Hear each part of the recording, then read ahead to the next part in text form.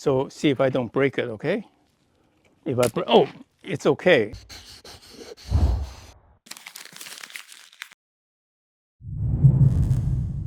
Hi, I'm Miltonchang of Bonsaiheirloom. Today I work on two junipers, trying to make the point that all you need to do is do a little bit of pinching, a little bit of clipping as the tree becomes mature. You know, I've been accused of being very brutal in my clipping or chopping. And that's how you start with a tree, by capitalizing on its basic nice form. And then after that, you let it grow out and try to shape it from there. And this is actually a tree I bought, about 45 years ago from Mrs. Hatanaka down in Anaheim. She and her husband has a nice bonsai nursery. They were the founding members of the California Bonsai Society. And this is actually a San Jose juniper, and this is actually a prostrata juniper. What you will notice is that several things. One is that prostrata juniper, as you work on it, they become eventually scale needles, whereas this will remain pointed needles. I didn't know how to handle grow the tree in the beginning, and I believe in the old belief that to keep the trees dry. And the net result is the bottom branch actually died off, and you can see it's a sad thing. But on the other hand, I kept it, and that retained the design of the tree to make them into gin, which happen to trees in nature anyway. So I think it's okay. So with this tree then, I'll do a little bit of minor clipping and adjusting and pinching so that it will grow up correctly in the right shape of the pad. Basically, for a mature tree, a juniper anyway, what you're doing is to pinch it to maintain the shape of the tree, of the design, the intended design, rather than take drastic cuts, which would take several years sometimes to recover. So you try not to do that because out of respect of the designer, of the previous owner, or your previous ideas. So I'm just going to go around, and this is actually the apex. Looking at the apex is leaning that way. So actually this should be the front, but it doesn't matter. The tree should look good all around. So both prostrata juniper and procumbens, and the prostrata juniper and the San Jose juniper can grow relatively easily by cutting. So you may want to save the cuttings to make into a new bonsai. Although I have plenty of these already, so I'm not going to do that. So like this is the apex. You can see it's clearly, that's coming up, that's the apex. So I'll try to make this lower pads. No, I'm just going around and try to create the pads, and there's not much to do because it's already, the shape is already established.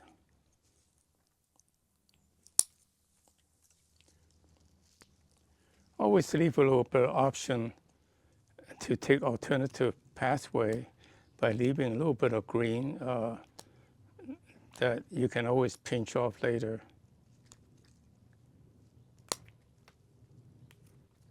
So I'm just creating the paths and not overlapping.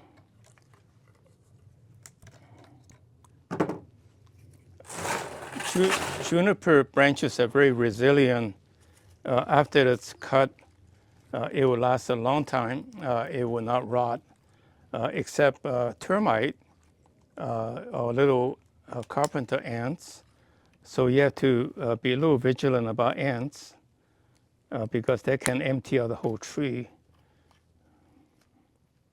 And that's why, in some sense, makes the California juniper picturesque, because there are termites in the desert to eat the California juniper to create an interesting pattern, holes and so forth. So, you know, nature is wonderful. has its own way of being beautiful. You just have to appreciate it. If you don't appreciate it, you say, oh, well, damn, it's the termite, holes, Wiring can definitely increase the speed of finishing touch because instead of waiting 6 months for the branch to grow up, it will be right in the direction right away by wiring. But on the other hand, it's a matter of choice whether you want to spend time doing that or just wait 6 months and clip again to make it, in fact, a little bit more natural, right? So to each his own.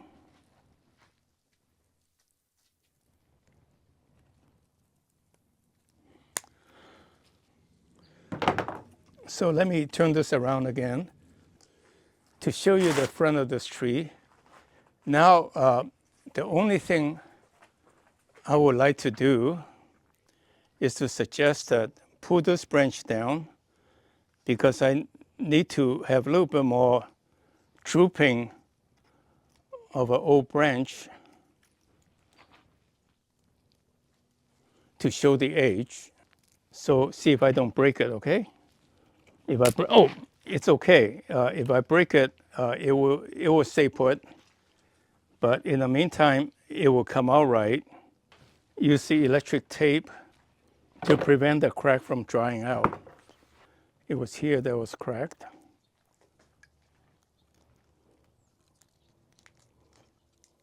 The way that the juniper grows is the bark is linearly connected from the back to from the bottom to the top.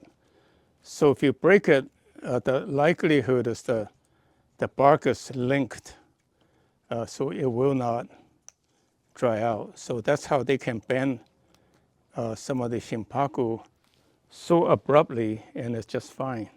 So that will be fine. Now, I also think that this branch is a little bit too close to this one. So I like to do the same, and I hope not to crack it this time. So what I will do is that I will anchor it accordingly. Instead of a drastic bending, I'll bend it slowly, let's say an inch or two each time, every couple months. Then it will not break and it will eventually get to the right position I like. I think anchor wiring is a very natural because it simulates the drooping due to the weight of the tree.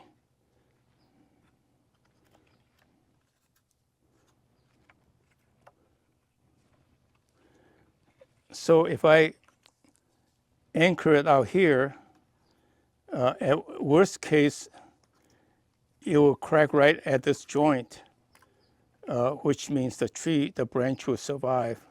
It's not that big a deal. So what I'll do is I'll just gradually pull it and leave this wire in place.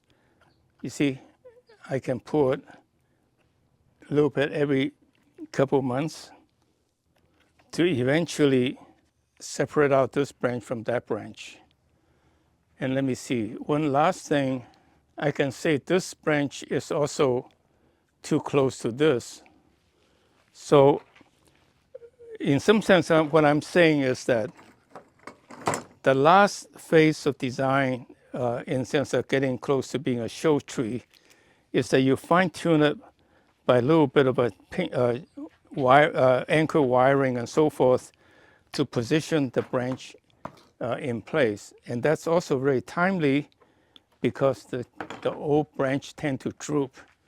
So this branch we need to come down a bit, and this branch needs to come down a bit. I don't need to do that. You can imagine this.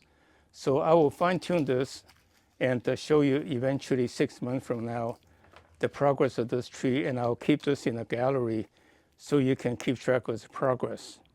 This is my grandson tree, and the reason why I want to do these two is to show you this is one step behind. This is not as far along as the other one. I think what I'll do is I'll try to, again, bend it slowly, break a little bit at a time if necessary, but make this going down this way to kind of cover this angle and let this one grow out to cover the other side. So I'll make this into a gin. So the point I want to make is that that one is towards the end of the design cycle. I do very little clipping, but mostly by pinching. And then this one, I'll do a little bit more drastic cutting. Although it has been cut drastically from a dug up tree that's about 25 years or 28 years ago that I planted for holding the slope. And that's a 28-year-old tree for my grandson. And so you can see this is I dug about 3 years ago. So I already did drastic cutting. So this time it's less drastic, but kind of like get it closer to the final design I like. So this one, I don't want to go too far. So I'll probably make it grow this way. See, the shaping step is rather fast. And then as you go along closer to the finished design, then it takes more time because fine tuning, it takes more time. This is my number 3 grandson's, or number 4 actually, tree that he picked out. So I'm working on it. So it will look quite nice when he gets to my age. But that's how you should think long term about bonsai. That's how long they live, and that's how they can become. Okay, so you can see this is the tree, and there's some problem with this tree.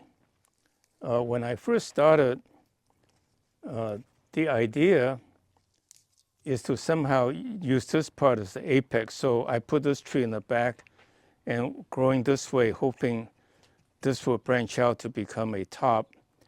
I can still do that. I can make this come up, and so that's the tree. And so that can still be the front. And because if I otherwise, the back need to be a little closer to the back, so that if this is to be the front, which could be also, then this tree need to move back. On the other hand, I think a tree should look good from both angles. So I think this is okay. This tree will look good in both ways, in the sense of the front and back should both look nice. So I will still do some fine tuning. Like this one, I cracked it. You can see it's fine. I cracked it a long time ago to get this angle, and it's just fine. So cracking shows some feature, but that's one way to increase the angle of your bend. So I have done 2 junipers in this video. This one is about an 80-year-old, 85-year-old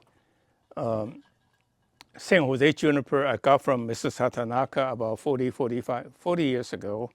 And I had it, she had it for maybe 35, 40 years earlier. So this is about an 80-year-old tree. And this is about a 28-year-old tree because I planted a 1-gallon tree in the ground for holding the landscaping. And my grandson chose this one to become his tree. So I'm working on that today. And the idea is to show you the progression.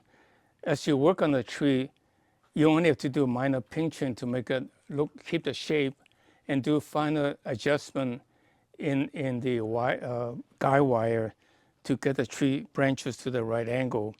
Whereas you do very drastic cutting and wiring in the beginning, especially when you first dug it up. But this was dug up about 3 years ago, so I didn't have to already did some drastic cutting. So I did do a little bit of it. This year, this tree is much younger, but on the other hand, in terms of becoming a good-looking bonsai, it's maybe a year or 2 behind this one. It will look nice as I work on it, as the leaves, the paths being formed, and removing the bottom branches as I go along.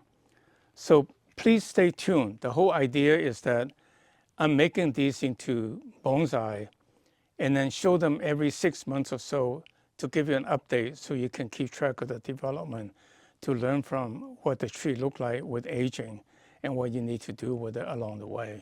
So thank you very much. See you next week.